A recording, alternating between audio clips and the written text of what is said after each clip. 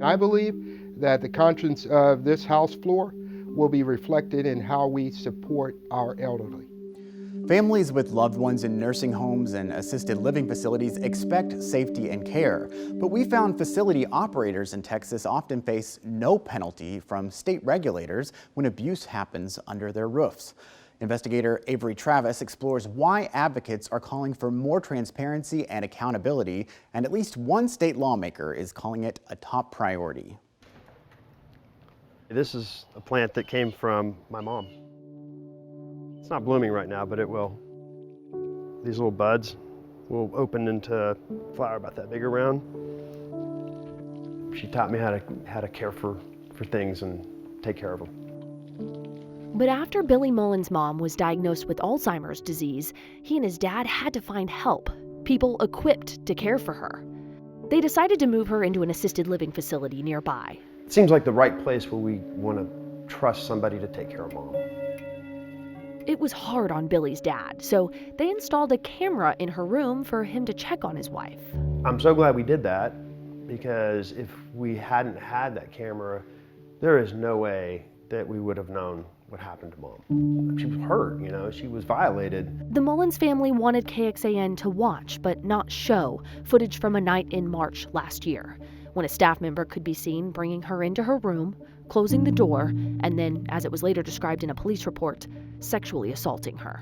I saw it the next day and was disgusted and horrified and furious. But I can't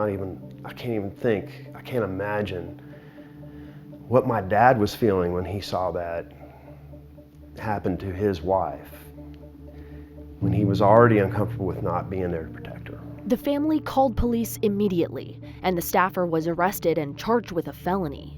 The facility, which had hired and employed him at the time of the incident, was given no citations, according to inspection records from the state regulatory agency, the Health and Human Services Commission.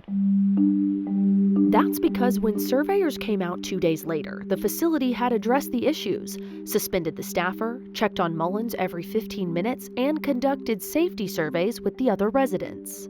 Surveyors with HHSC are tasked with citing nursing and assisted living facilities when they're out of compliance with state regulations. Everything from having functioning fire alarms to keeping safe food storage to preventing neglect and abuse.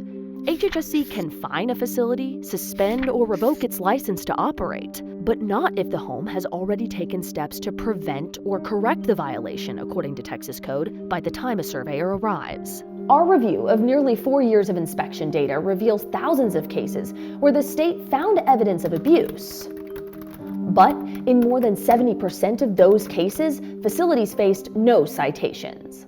We understand things happen in nursing home facilities. We understand that mistakes happen.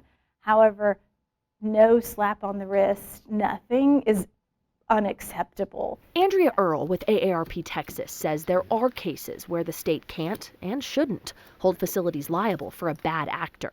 Texas's job to draw a firm line when it comes to the safety of residents. It should never be on the family to have this burden of assuring safety. In a previous report on long-term care, HHSC explained the number of incidents and complaints about overall violations soared during the pandemic, on top of an already increasing workload for staff over the last decade.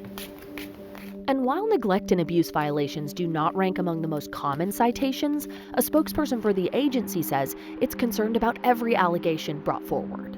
According to state intake forms, when investigating a potential violation, surveyors can check a facility's personnel files, background check records, previous abuse and neglect investigations, as well as conduct interviews with staff and residents. The facility where Mullins lived had performed all the required background checks, according to HHSC, meaning the home had complied with all the state's regulations for hiring. So we get the change we want initially because they fired this person, but the real issue is, did they change the way that they do business, right? Did they change the way that they hire people? Did they change the way they train people? Did they change the way they supervise people? That's what attorney J.T. Bora hears from families who ultimately decide to sue a long-term care facility in civil court over neglect or abuse. While stopping the immediate threat is a step in the right direction, he says many families worry there could be more hidden harm.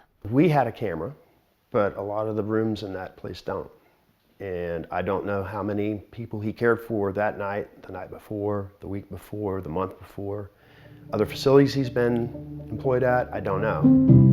Mullins wants a closer look at how facilities vet, train, and supervise employees, and accountability when they fail. We'd like to see change. We'd like to help be agents of change. Two statewide associations representing the skilled nursing and assisted living industries tell us these facilities take safety seriously. They say most have protocols to prevent abuse.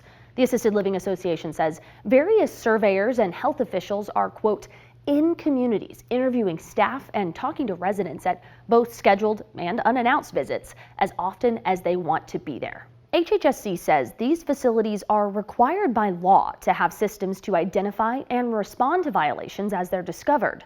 When functioning properly, problems should be identified quickly and resolved efficiently, often before investigators or surveyors even arrive.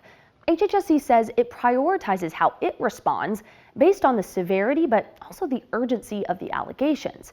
For example, if they believe the threat is still active, surveyors would arrive within 24 hours of the state becoming aware. If the state suspects serious harm but the threat is not active, an inspection should happen on or before 14 days. And if it only suspects minimal harm, the time frame could be even longer, possibly surveyors' next scheduled visit. Our analysis found a link between how quickly surveyors arrive and the likelihood of a facility being cited. 70% of the highest priority cases resulted in a citation. For priority 2, with serious harm but no active threat, it was fewer than 40%. Susan Mullins' case was categorized as priority 2. Coming up, we'll explore the legislative push to address some of these issues at the Capitol, including one lawmaker who wants more focus on the rights of older, vulnerable Texans.